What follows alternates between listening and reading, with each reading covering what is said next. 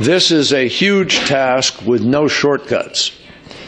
We've made progress in coordinating our efforts today, and we will continue to make progress, including at the summit on opposing extremist violence that I talked about a moment ago that President Obama will convene.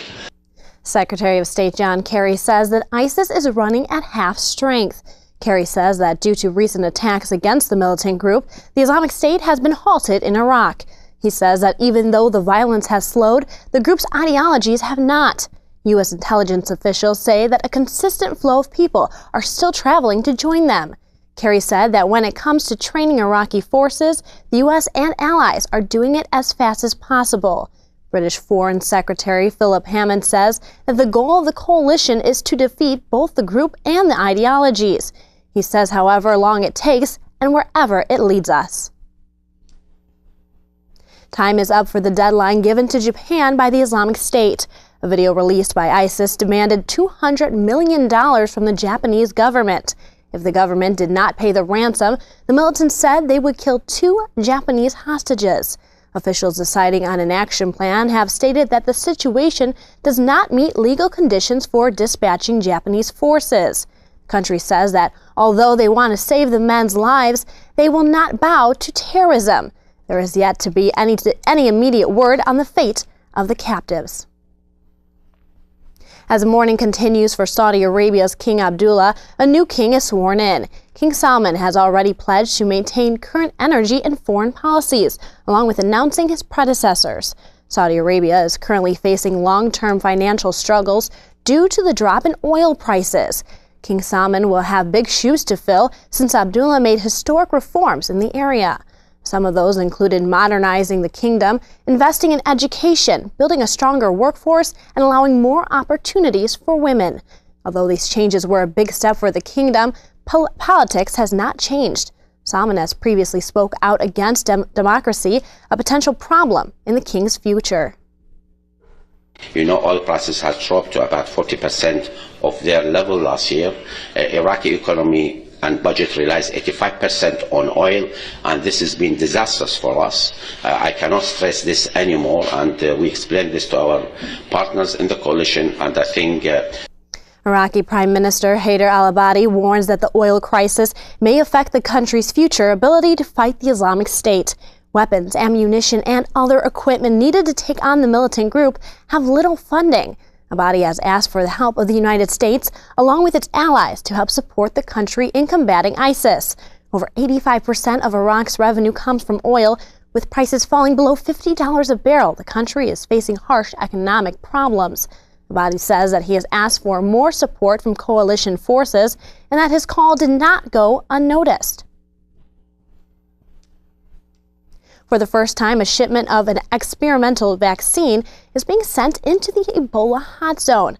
A British company has sent nearly 300 initial doses to Liberia.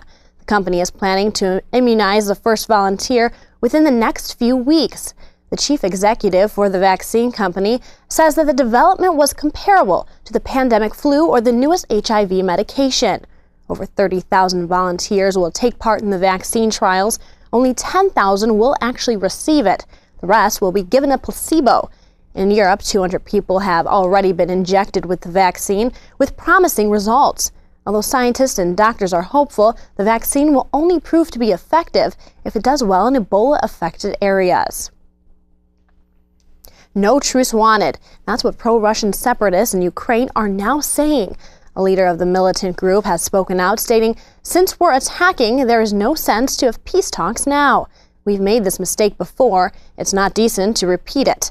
The Ukrainian city of Donetsk has been under constant turmoil as the conflict continues. Recent shelling rained down on the city, killing at least 10 civilians. Ukrainian President Petro Poroshenko said that at least 9,000 Russian troops are helping pro-Russian rebels in the country. Russia continues to deny any of these allegations. A power-sharing agreement in Yemen has led the country into complete discord. President Abdel Hadi has resigned his position after Shiite Houthi rebels stormed his palace. Hadi's resignation letter said, "We reached a deadlock. We found out that we are unable to achieve the goal for which we bear a lot of pain and disappointment." This comes only a few months since President Obama spoke about the success of Yemen's government.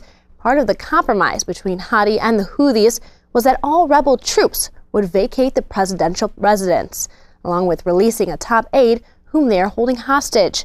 The rebels have yet to complete their end of the agreement.